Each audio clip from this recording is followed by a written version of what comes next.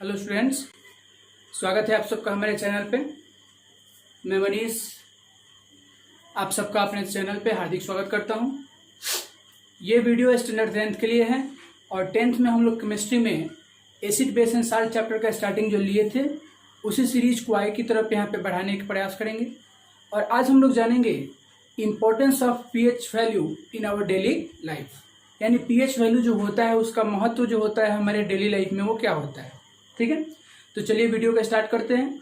Video में आप लोग अंत तक बने रहिए, साथ दीजिए।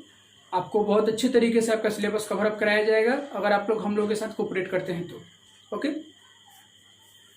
देखिए ऐसे पीएच वैल्यू का हमारे डेली लाइफ में काफ़ी ज़्यादा इंपॉर्टेंस है। हमारे टूथ जो डिके होता है, हमारा दांत जो सड़ने लगता है, इस पर भी उसका बहुत ज़्यादा इंपॉर्टेंस है। समुद्र में जो एक्वेटिक एनिमल्स होते हैं वो अगर डेड करना शुरू कर देते हैं तो इसमें भी पीएच वैल्यू का अपना योगदान होता है। मिट्टी का अपना जो फर्टिलिटी पावर कमज़ोर हो पड़ जाता है, पीएच वैल्यू उसके लिए भी जिम्मेवार है। डाइजेस्टिव जूस जो हमारे बॉडी में सेक्रेट होता है और किसी कारण बस हमारे बॉडी में एसिडिटी हो जाती है, हमारे डाइजेस्टिव सिस्टम में एसिडिटी बढ़ जाती है जिससे गैस के प्रॉब्लम बन जाते हैं, तो इसके लिए भी पीएच वैल्यू काफ़ी हद तक जिम्मेवार होता है। तो आज हम लोग वही जानेंगे कि पीएच वैल्यू जो होता है वो हमारे डेली लाइफ में किस प्रकार अपना रोल प्ले करता है और उसका निवारण यानी उसका जो रिमेडी होता है उसको हम लोग किस तरह से कर सकते हैं। तो चलिए स्टार्ट करते हैं वीडियो को। देखिए, importance of pH value in our daily life. सबसे पहले क्या दिया जा रहा है, pH in our digestive system, यानी पीएच वैल्यू जो होता है उसका जो इम्पोर्टेंस होता है उस इम्पोर्टेंस हमारे डाइजेस्टिव सिस्टम में काफ़ी ज़्यादा होता है। जैसे आपको पता है कि हमारे डाइजेस्टिव सिस्टम में एक एसिड पाया जाता है जिस एसिड का नाम है हाइड्रोक्लोरिक एसिड, और वो एसिड जो होता है हमारे फूड आइटम्स को डाइजेस्ट करने के लिए काफ़ी फायदेमंद होता है। किसी कारण बस एसिड का अमाउंट अगर उसका पीएच वैल्यू डिक्रीज होना शुरू हो जाता है, यानी एसिड का अमाउंट बढ़ना शुरू हो जाता है, तो उस कारण से हम लोग क्या होते हैं, एसिडिटी के प्रॉब्लम से जूझना शुरू कर देते हैं। ठीक है, उसके लिए हम लोग क्या करते हैं, अब जैसे बोला जाता है इसमें पीएच वैल्यू का अपना क्या योगदान है। तो अगर आपके बॉडी में पीएच वैल्यू जो था, आपके बॉडी में जो एसिड था वो एसिड कहीं ना कहीं अपना पीएच वैल्यू हाई रखा था, तभी आपके बॉडी में एसिडिटी नहीं हो रही थी। कहीं ना कहीं उस आपके बॉडी में एसिडिटी अगर हो रही है, डाइजेस्टिव सिस्टम आपके बॉडी में आप फील कर रहे हैं कि गैस का प्रॉब्लम है, गैसियस पेशेंट अगर आप हो रहे हैं, इसका मतलब है कि आपके डाइजेस्टिव सिस्टम में उस एसिड का जो कंसंट्रेशन है वो बढ़ रहा है। अब एसिड का कंसंट्रेशन बढ़ेगा तो उसका पीएच वैल्यू क्या होगा, डिक्रीज होगा। यानी अगर पीएच वैल्यू नॉर्मली रहता तो हम लोग हेल्दी रहते, लेकिन ऐसा नहीं होता है तो लोग क्या होते हैं, गैस के प्रॉब्लम से जूझना शुरू कर देते हैं। जब गैस के प्रॉब्लम से वो लोग जूझना शुरू कर देते हैं उस सिचुएशन में हम लोग क्या करते हैं कि एंटासिड का यूज करते हैं। काफ़ी सारे मेडिकल स्टोर पे गैस का दवा मिलता है तो उसमें क्या होते हैं, बेसिक सब्सटेंस जो होते हैं उसमें पुट करके उस दवा को बनाया जाता है ताकि आपके स्टोमक के अंदर जो एसिड एराइज हुआ था, जिस एसिड का पीएच वैल्यू डिक्रीज हुआ था, उसका कंसंट्रेशन बढ़ गया था और जिसके चलते आप गैसियस प्रॉब्लम को फेस कर रहे थे, तो आपके जो दवा आप यूज करते हो वो गैस के बाद उसमें कहीं ना कहीं एल्कलीन सब्सटेंस या बेसिक सब्सटेंस डाला जाता है ताकि वो जाके आपके स्टोमक में प्रोड्यूस जो एसिड था उसको न्यूट्रलाइज करे, और न्यूट्रलाइज करने के बाद क्या करे, न्यूट्रलाइज करने के बाद आपका डाइजेस्टिव सिस्टम जैसे नॉर्मल था वैसे नॉर्मल बना रहे। दूसरा हम लोग यूज करते हैं सोडा के तौर पे। गैस के पेशेंट को क्या किया जाता है कि लोग सोडा देते हैं कि इसका सॉल्यूशन बना के तुम पी लो। फिर हम लोग इनो पीते हैं। इनो में भी क्या होता है, बेसिक सब्सटेंस यानी अल्कलीन सब्सटेंस उसमें मिक्सअप रहता है। फिर मिल्क ऑफ मैग्नीशिया जिसका फॉर्मूला होता है MgOH the whole twice, MgOH the whole twice. Milk of magnesia, इसको हम लोग बोलते हैं मैग्नीशियम हाइड्रोक्साइड, बट इसको कमर्शियल नेम जो है वो है मिल्क ऑफ मैग्नीशिया और केमिकल नेम जो है वो क्या है, मैग्नीशियम हाइड्रोक्साइड। अब देखिए ये जो है मेटल का हाइड्रोक्साइड है, आपको ऑलरेडी पता है कि मेटल्स के ऑक्साइड और हाइड्रोक्साइड क्या होते हैं, नेचर में बेसिक होते हैं। आपके स्टोमक में आपके डाइजेस्टिव सिस्टम में क्या था, एसिड प्रोड्यूस हुआ था जिसके चलते आपको एसिडिटी हुई थी। आपने क्या किया, एक बेसिक सब्सटेंस लेके और उसको इनहेल मतलब उसको खा लिया, इंजेक्ट कर लिया। जब आप उसको उस बेसिक सब्सटेंस को खा लेंगे तो जो आपके स्टोमक में एसिडिक सब्सटेंस प्रोड्यूस हुआ था, ये बेसिक सब्सटेंस जो आपने खाया है उसको जाकर न्यूट्रलाइज कर देगा एंड एज ए रिजल्ट वहां पे न्यूट्रलाइजेशन रिएक्शन टेक्स प्लेस होगा और न्यूट्रलाइजेशन रिएक्शन के पूरा होने के चलते क्या होगा, आप एसिडिटी के प्रॉब्लम्स को कम कर सकते हैं। तो यहाँ भी पीएच वैल्यू का अपना योगदान होता है। चूंकि एसिड का कंसंट्रेशन बढ़ जाता है तो उसका पीएच वैल्यू डिक्रीज हो जाता है। यानी कहीं ना कहीं डाइजेस्टिव सिस्टम में पीएच वैल्यू को मेंटेन करके रखना काफी ज्यादा जरूरी होता है। और इसके चलते डॉक्टर से सलाह देते हैं कि आप स्पाइसी चीज को कम खाइए, तेल वाले सामान को आप कम खाइए, जितना हो सके सादा खाना खाइए, दूध वगैरह का सेवन ज्यादा कीजिए, साग सब्जी का सेवन ज्यादा कीजिए। इसी के चलते डॉक्टर ये सब सलाह देते हैं, क्योंकि ये सभी जो फैक्टर होते हैं क्या होते हैं, एसिडिटी को कम करने में काफी हेल्पफुल होते हैं। कोई डाउट नहीं आप। सेकेंड क्या था, tooth decay due to pH. देखिए, जब भी हम लोग फूड आइटम्स खाते हैं तो हमारे फूड आइटम्स में जो शुगर वाला सब्सटेंस होता है वो क्या होता है कि हमारे दांत के मसूड़ों में या हमारे दांत पे चिपक के और हमारे माउथ के अंदर के जो बैक्टीरिया होते हैं उसको डिकम्पोज करके क्या कर देते हैं, एसिड में कन्वर्ट कर देते हैं। अगर उस एसिड का पीएच वैल्यू ज्यादा रहा तब तो ठीक है, जो एसिड आपके मुंह में प्रोड्यूस हुआ था अगर वो ज्यादा रहा तब कोई दिक्कत नहीं है, आपको कोई दिक्कत का सामना नहीं करना पड़ेगा। लेकिन जैसे ही उस एसिड का पीएच वैल्यू बिलो 5.5 होता है, 5.5 से अगर ज्यादा है मतलब आपका टूथ जो है वो डिके होने से यानी बर्बाद होने से, सड़ने से बच जाएगा। बट जैसे ही आपके माउथ के अंदर जो बैक्टीरिया है आपके फूड आइटम्स को डिकम्पोज करके और कन्वर्ट अगर कर देंगे उसको एसिड में, और उस एसिड का अगर पीएच वैल्यू बिलो 5.5 होगा यानी 5.5 से जैसे ही नीचे होगा तो आपका टूथ क्या होगा, वहां से डिके करना शुरू हो जाएगा, सड़ना शुरू हो जाएगा। और इसी के आधार पे जो टूथपेस्ट कंपनियां होती है जैसे क्लोजअप हुआ, कोलगेट हुआ, पेप्सोडेंट हुआ, ये सभी क्या करते हैं, अपने टूथपेस्ट को बेसिक नेचर का बनाते हैं ताकि जब भी आप ब्रश अप करें, ब्रश करने से क्या होता है कि आपके माउथ के अंदर जो बैक्टीरिया प्रोड्यूस हुआ है उस बैक्टीरिया को आपका टूथपेस्ट क्या करेगा, जाकर न्यूट्रलाइज कर देगा। एंड यहाँ भी क्या हुआ, न्यूट्रलाइजेशन रिएक्शन हुआ।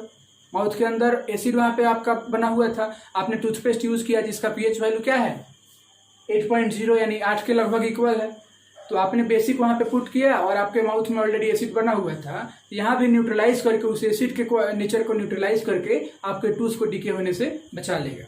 इसलिए बोला जाता है कि खाने के पहले और खाने के बाद कुल्ला वगैरह जरूर करें, यानी अपने दांत को साफ रखें। दांत को चूंकि साफ रखिएगा तो आपके जो टीथ हैं, आपके जो मसूड़े हैं उसके अंदर क्या होंगे, तो वो फूड पार्टिकल्स या शुगर के पार्टिकल्स वहां पे जाकर फंसेंगे नहीं, और अगर वो फूड पार्टिकल्स वहां पे फंसते नहीं है तो आपके माउथ के अंदर का बैक्टीरिया उसको एसिड में कन्वर्ट करने की क्षमता नहीं रखता है। और इन्हीं कारणों से ये बोला जाता है खाने के बाद आप ब्रश कीजिए, क्योंकि जो भी आपके माउथ के अंदर बाय द वे अगर कोई फूड पार्टिकल्स बचा हुआ है तो बैक्टीरिया के संपर्क में आने से क्या हो जाएगा, वो फूड पार्टिकल्स कन्वर्ट हो जाएगा एसिड में और फिर आपका टूथ डिके होना शुरू हो जाएगा। तो इसका रेमेडी क्या है, अपने दांत का सही तरीके से ध्यान रखें, सही तरीके से टूथपेस्ट और ब्रश का यूज करते हुए अपने टीथ को अच्छे से साफ रखें।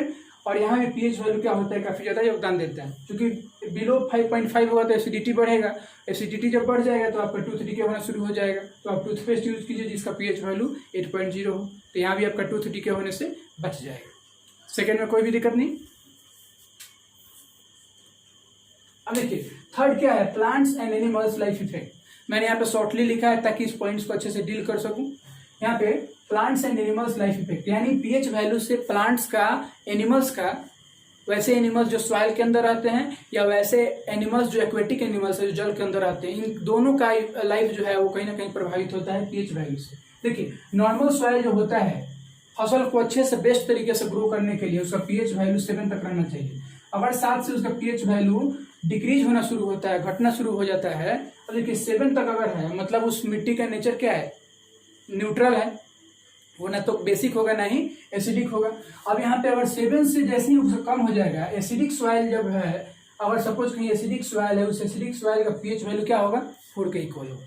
अब मान के चलिए कि 4 था और फसल को बेस्ट तरीके से ग्रो करने के लिए उस आपके मिट्टी का पीएच वैल्यू 7 के इक्वल होना चाहिए था, और किसी कारणवश या अत्यधिक फर्टिलाइजर के यूज करने से, ज्यादा केमिकल का यूज करने से भी क्या होता है, मिट्टी का आपका पीएच वैल्यू घटना शुरू होगा। और जब मिट्टी का पीएच वैल्यू घटना शुरू होगा तो उस मिट्टी में एसिडिटी बढ़ जाएगा, जिसके चलते फसल के प्रोडक्शन पे और उनके सही तरीके से मेंटेनेंस में आपको काफी ज्यादा दिक्कतें आएंगी।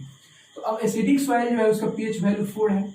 अगर मिट्टी का पीएच वैल्यू 7 रहा तो आपका फसल जो होगा बेस्ट तरीके से ग्रो करेगा। लेकिन जैसे ही उसका पीएच वैल्यू 7 से घटना शुरू हुआ, 6 हुआ, 5 हुआ और अगर 4 हो गया तब तो वो ज़्यादा एसिडिक हो जाएगा और वहाँ आपका प्रोडक्शन सही तरीके से नहीं होगा। तो यही कारण होता है लोग क्या करते हैं कि खेतों में ज़्यादातर खाद का यूज़ करते हैं, गोबर का यूज़ करते हैं, ठीक है। कहीं कहीं चूना भी छीटा जाता है वहाँ पे, ठीक है।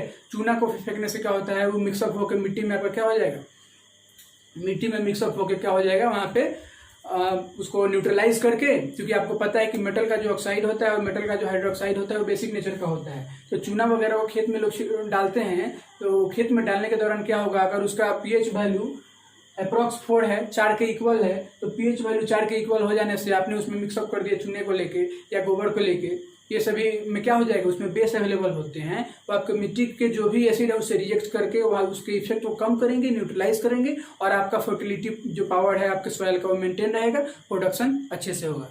यानी थर्ड नंबर जो होता है प्लांट्स के लिए, उस सॉइल का जो एसिडिक वैल्यू होना चाहिए वो 7 होना चाहिए। एसिडिक वैल्यू पीएच वैल्यू जो होना चाहिए वो 7 होना चाहिए। अगर पीएच वैल्यू 7 से कम हो रहा है तो एसिडिक स्ट्रेंथ बढ़ेगा, एसिडिक स्ट्रेंथ बढ़ेगा तो आपके प्रोडक्शन पे उसका असर पड़ेगा, जिसके चलते क्या होता है कि सही तरीके से प्रोडक्शन हो नहीं पाता है।